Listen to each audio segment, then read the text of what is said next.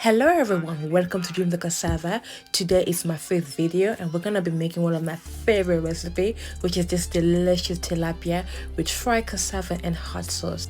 For this dish, it's the flavor for me and the combination is just amazing. Please stick around, keep watching as I can guarantee you will love it. You can see the recipe required here. I'm gonna be using one fish. As you can see, the fish is washed. Now I'm just pat drying the fish to be able to allow the seasoning to be absorbed easily. This method is really essential and I definitely recommend that you do it regularly. Now I'm going to be using a sharp knife by cutting full slit on each side of the tilapia. As you can see, I'm doing it from this side and then I'm going to be turning the fish around to be able to do on the other side of it. This method is quite the best method to kind of allow your fish and your seasoning to be absorbed easily and to give you that flavor. To marinate the fish, I'm going to be using 3 garlic cloves, a small fresh ginger, 2 green chili pepper, 1 red onion. As you can see guys, I'm actually using a wood mortar to be able to blend all the seasoning. I mean, you don't have to use it, you can use a blender, but I actually prefer to use it because it gives that extra flavor, that boost that it reminds me of back home, that original vavavoom. Now that we've added the thyme in, we're going to mix all these ingredients together and mash it really hard just to get this look. I had to do this in the flour to get extra strength. It took me about 50 minutes to get it done, but it's worth it in the long term. You mash it really hard. You get this roughly chalk look, not too watery, but like this, simple. That's what we're looking for. The next step is to add all these ingredients into our marinade, and that would include 2 teaspoons of cayenne pepper,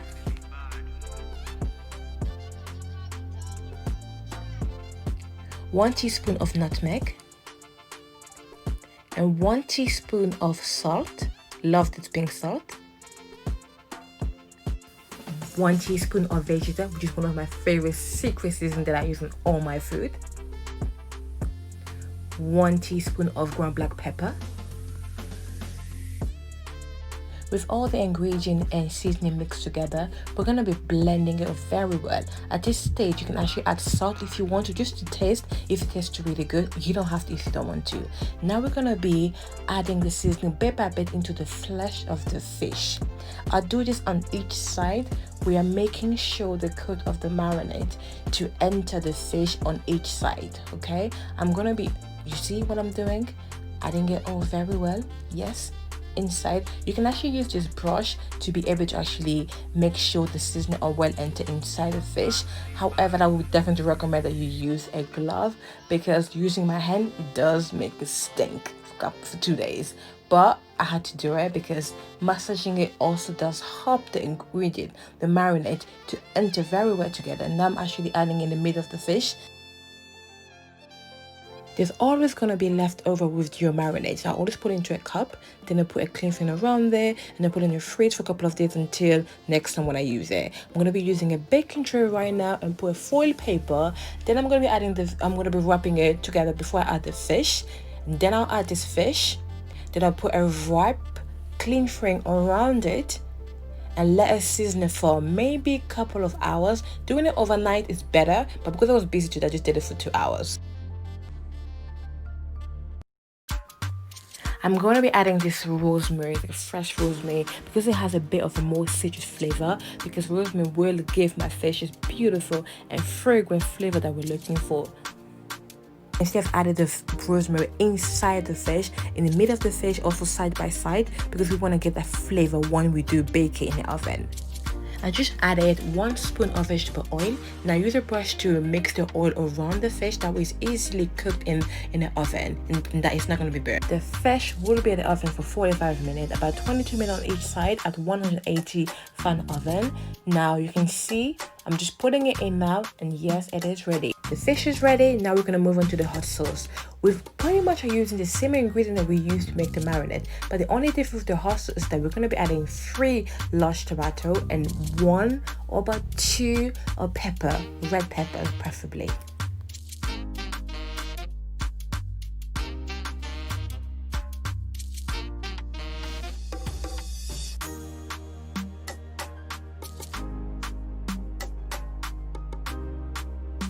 With all the ingredients added onto the mortar, now I'm going to be mashing it yet again, really hard. I did this method in the floor because it does require extra strength to be done, but just for demonstration I'm using a table just to show you guys how it does actually look like when you do add them small by bit. So you can see I'm cutting the vegetable very tiny, but yet again this was done in the floor and not in a table because it does require that extra strength. You can see it is ready.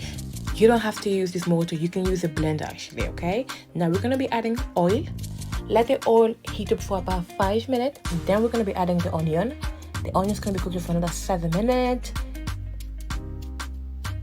Then we're going to be adding this ingredient, the marinade ingredient that we made earlier, mixing it together. The purpose of this is that we want to make sure that the oil mixes very well with the ingredient and that the water is absorbed, is really reduced. It's been 15 minutes. Now we're going to be adding all these seasoning ingredients just to flavor up our hot sauce. You can see I just added a fresh thyme in. And then we're going to be adding a 1 teaspoon of nutmeg. These are the same seasoning method we use for the marinated seasoning. We're going to be adding cayenne pepper as well. I just like that extra, it gives that pepper that I love.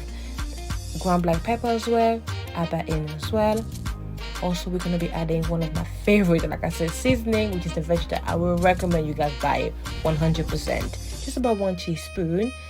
Now we're going to be mixing well together. We're going to leave this food to cook for probably another 10 minutes, just for the seasoning to really be absorbed easily inside. We're going to be adding a 2 spoons of palm oil. I like this method because it does add extra oil. I know you guys don't like palm oil, but guys, trust me, believe it, yeah, do add this in. You can see the color has changed. Look at guys, it has changed.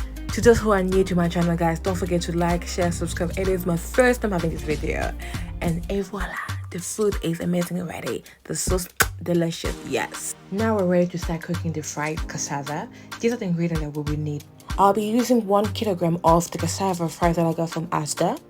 I'm going to be adding it into the pot, even though it's frozen, that's okay. Then I'm going to be adding this turmeric. It's the best method because if you want to change your color of the cassava into like a yellowish color, then definitely use about 2 spoons of turmeric plus about a spoon of this pink salt. It gives that flavor. That's what we're going for. We are now mixing the cassava, the turmeric, the salt all together. You can actually use a wooden spoon or a glove to be able to mix it together for about 10 minutes. Now I'm going to be adding 1 cup of water. That way it's going to be boiling inside, and that way when we actually fry it, it's actually softer inside. A cup of sunflower oil will be added and heated up for about 5 minutes. I prefer using sunflower, but you can actually use any form of oil, okay?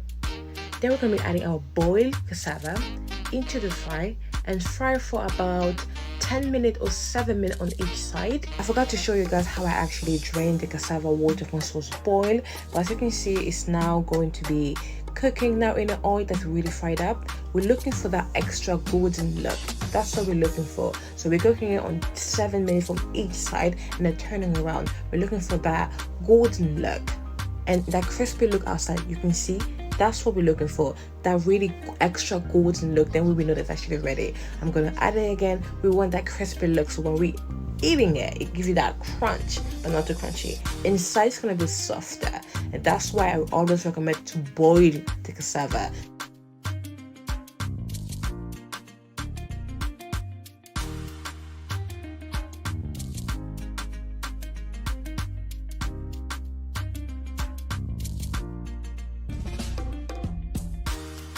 Et voila, the food is ready. So you can see that golden look. Yes, trust me, it's crispy and softer inside. That's what we're looking for.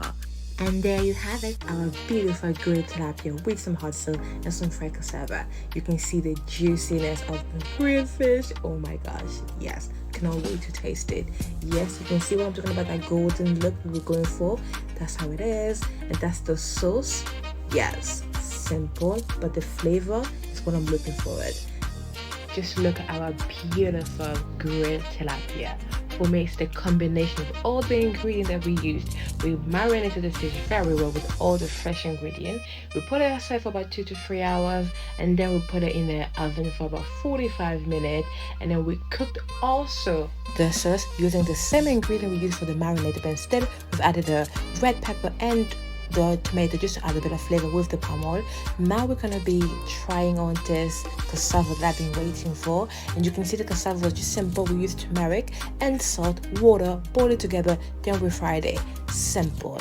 This tasted delicious, and I would definitely recommend that you guys to try it. Please leave a comment and let me know if you guys have tried this before, or what would you recommend that I do differently. Now wait guys, next week we're gonna be having this plantain fritters. To those that are new, don't forget to like and share and subscribe. Until next time, ciao.